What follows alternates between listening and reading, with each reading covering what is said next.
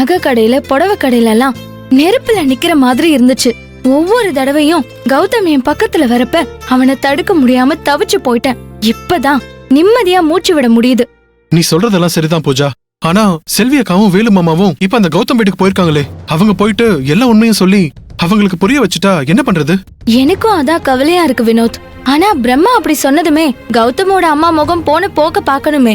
பா, என்னால மறக்கவே முடியாது. நானும் கவனிச்சேன் பூஜா.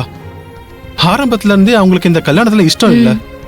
அவங்க பையன் கௌதமோட விருப்பத்துக்காக தான் அவங்க இந்த வீடு ஏறி உன்னை பொண்ணு கேட்டு வந்திருக்காங்க. அது எனக்கு அன்னைக்கே தெரிஞ்சது. ஆமா வினோத், யாரு ஒத்துக்கிட்டாலும் இந்த தடவை அவங்க ஒத்துப்பாங்கன்னு எனக்கு நம்பிக்கையே இல்ல.